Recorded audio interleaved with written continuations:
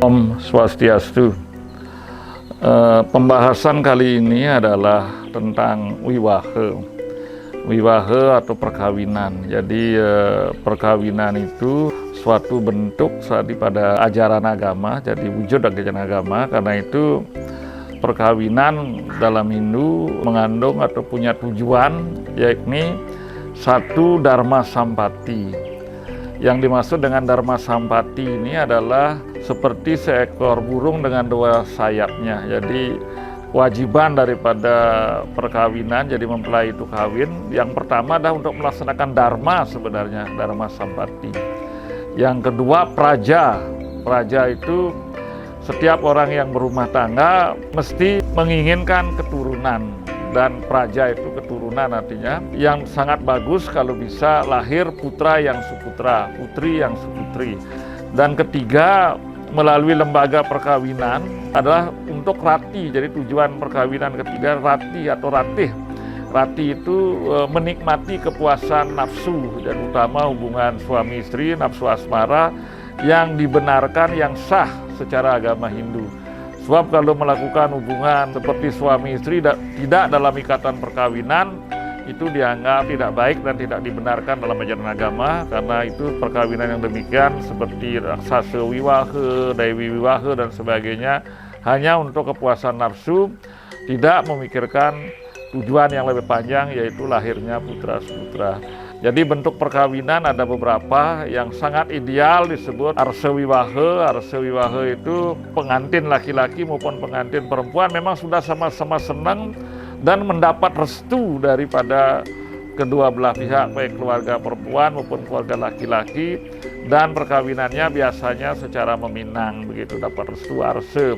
Kemudian ada dewi wiwahe, perkawinan di mana seorang gadis diserahkan kepada orang yang dianggap terpelajar dan memang juga di dalamnya cinta dan mencintai.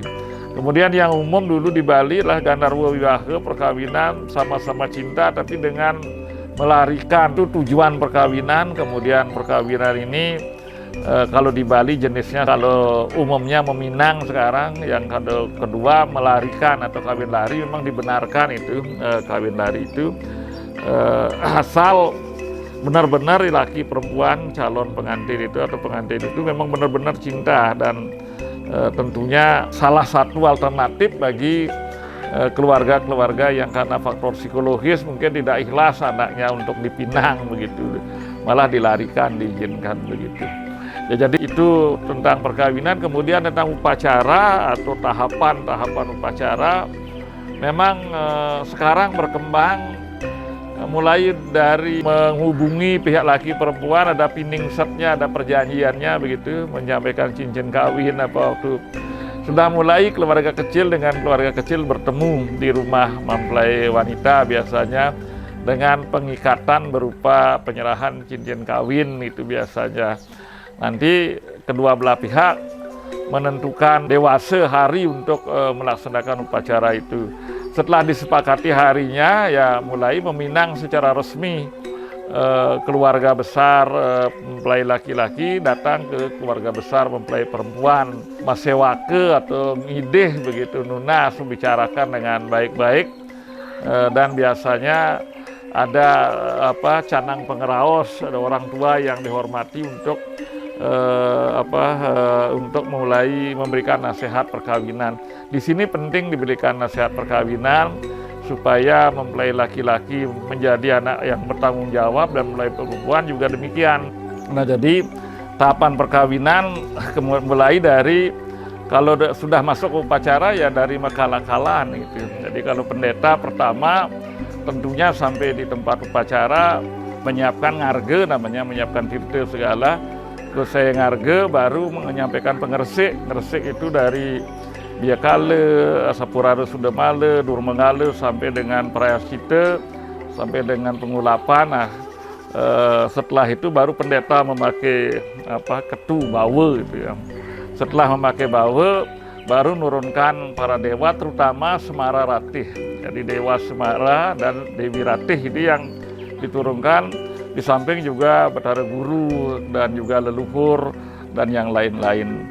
Kemudian selesai ini baru pengantin itu belum dipersembahkan sajennya, tapi baru aturan wecamani namanya, aturan mesipian melinggih.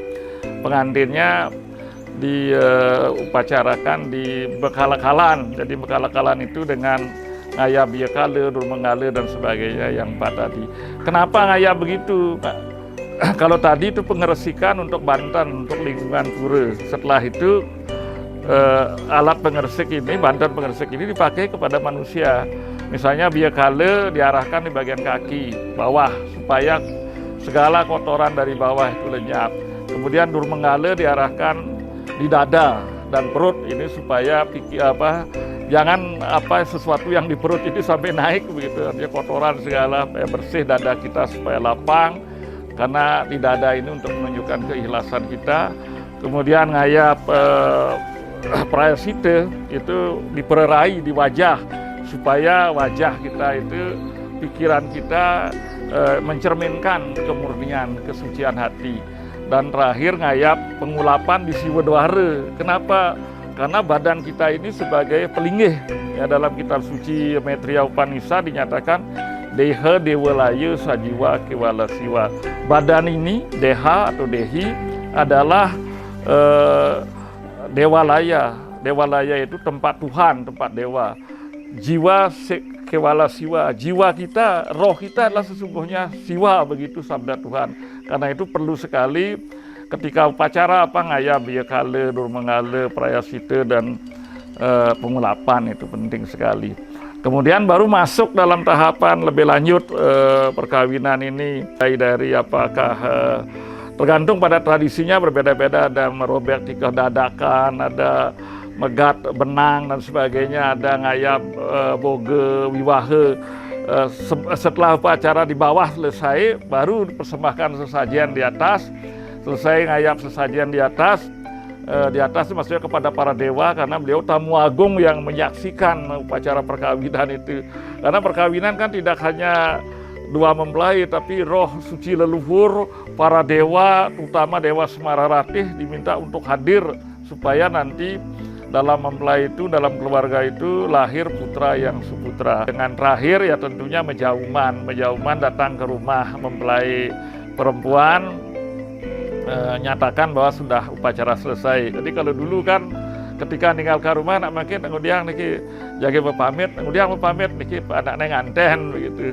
Sekarang berubah, tapi makin mempiuning apa? Anaknya akan kawin, uningang di sanggah rong tiganya itu, dan kita uningang ke sana bahwa anaknya akan kawin begitu. Sekarang sudah pemahamannya maju, perbedaan soroh itu tidak menjadi hambatan.